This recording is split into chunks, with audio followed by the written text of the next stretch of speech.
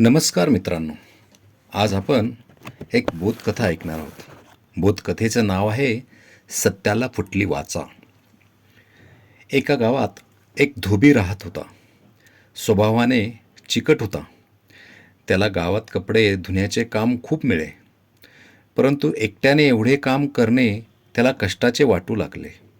म्हणून त्याने एक गाढव पाळले. त्याच्यावर कपडे लादून तो काम करू लागला. गाढवावरून कपड्यांची ने-आण तो करी. त्याचे कष्ट कमी झाले. गाढव भरपूर काम करू लागले. पण चिकट स्वभावाचा धोबी त्याला खायला मात्र काही देत नसे. त्यामुळे दिवसेंदिवस गाढव रोड होत चालले.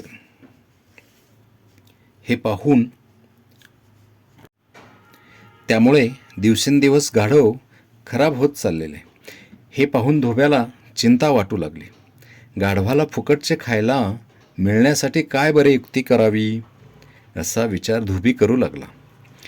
एकदा धोबी रानात हिंडत असता त्याला एक युक्ती सापडली. रानात त्याला एक वाघाचे कातडे मिळाले. ते पाहून त्याला एक युक्ती सुचली. त्याने ते कातडे घरी आणले. रात्री ते गाढवाच्या अंगावर घातले. तसे गाढव वाघासारखे दिसू लागले. मग धोब्याने त्याला एका शेतात चरायला सोडून दिले. भरपूर खायला मिळाल्याने गाढवाला फार आनंद झाला. त्याने मनसोक्त खाल्ले. शेताच्या मालकाला चाहूल लागताच तो आला. त्याने पाहिले तर शेतात वाघ. घाबरून तो पळून गेला. गाढवाने रात्रभर यथेच्छ ताव मारून पहाटे ते घरी आले. धोब्याने दिवसभर त्याला राबवून घेतले.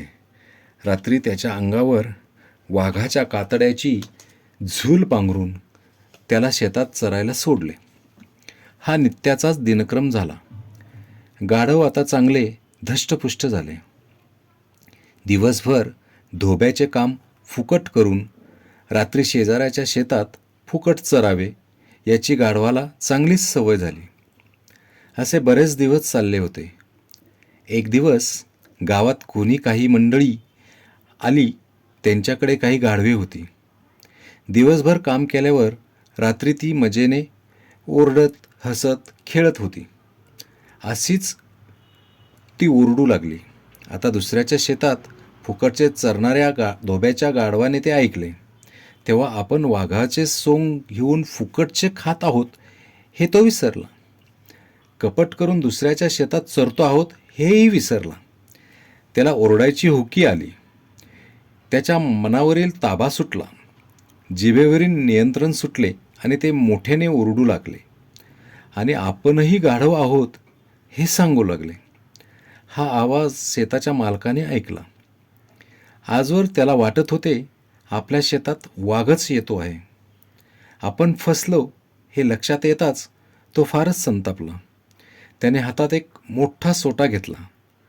गाढवाला बदडले. माराने गाढव प्राणाला मुकले, मरून गेले.